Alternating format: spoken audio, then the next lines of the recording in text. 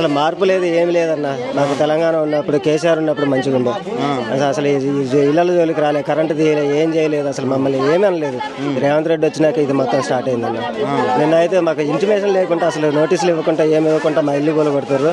రాత్రి పిల్లలను పట్టుకుని అట్లనే కూర్చొని ఉన్నాం, ఎప్పుడు వస్తారో తెలియకుండా. పొద్దునే మాకు తెల్లారుజామున భయం గడిపినామన్న. పొద్దునే వచ్చేసి మా ఇల్లు కూలుస్తా అంటే మా పిల్లలు అడిగారన్న, ఏం సమాధానం చెప్పలేదు. ఇల్లు ఎందుకు కూరుస్తున్నారు డాడీ అమ్మ అనేసి అడిగితే, అసలు మా కంట్లో నీళ్ళు చొక్కలు రాలి ఏం చేస్తాం, వాళ్ళని పట్టుకుని వాళ్ళు కూర్చొని నా పొద్దాక అన్నం లేదు, ఇల్లు గోలు పెట్టిన దాకా. నైట్ మధ్యాహ్నం 2-3 గంటలు అప్పుడు పోయి టిఫిన్ తెచ్చుకొని పిల్లలకి అన్నం పెట్టేసి బతుకు జీవుడు అనుకుంటా ఆడనే కూర్చొని ఉన్నాము. కట్టియాల్సిన గవర్నమెంట్ కట్టిస్తామన్నారు, పేదవాళ్ళకి పంచుతామన్నారు, అవన్నీ ఎటు పోయినాయి సార్?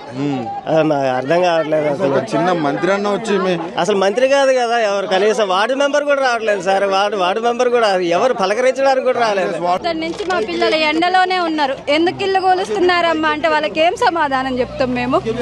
ఎండలోనే మాకు చెట్టు నీడ లేదు, ఏమి లేదు, ఫుడ్ లేదు, ఏమి లేదు. మా పాపకు ఫీవర్ కూడా వచ్చింది.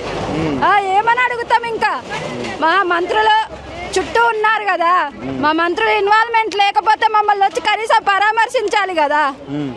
మరి ఏది జరగడం లేదు. మేము ఎవరికి మొరపెట్టుకోవాలి? ఇంకా గవర్నమెంట్ మీద ఆధారపడి ఉంటే ఇదేనా మాకు మిగిలేది? చిన్న పిల్లలు సార్, 3 సంవత్సరాలు 5 సంవత్సరాల పిల్లలు సార్ మా పిల్లలు.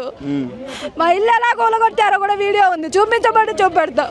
పప్పు మాకు కనీసం ఇటుకిటికి పేర్చుకొని కట్టుకునే స్తోమత కూడా లేదు. రేకులు మేము అత్తగారింటి మీద పుట్టింటి మీద ఆధారపడకుండా ఫైనాన్స్ ప్రైవేట్ లోన్ తెచ్చుకొని మరి కట్టుకున్నాం సార్ రేకులు ఇల్లు. ఆ రేకులు కూడా కోల్పోయినాం మేము. ఇప్పుకుంటాం, ఒక రోజు టైం అన్ని ఇవ్వండి అన్నాం. ఆ రేకులు కూడా ఇప్పుకోవడానికి మాకు ఛాన్స్ ఇవ్వలేదు. అడుగుతున్నా కూడా ఛాన్స్ ఇవ్వలేదు. ఇంకా ఏం చెప్పాలి? ప్రజాపాలన అన్నారు, మేము వస్తే అన్ని ఇస్తామన్నారు. ఏమీ లేదు సార్, మాకు ఎటువంటి ఉపయోగమే లేదు.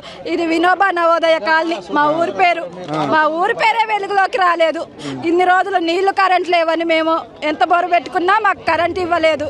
ఆ నీళ్ళ కోసం అర్థించుకున్నాం, ధర్నాలు చేసినాం, ఏం చేసినా మాకు ఉపయోగపడలేదు ప్రభుత్వం.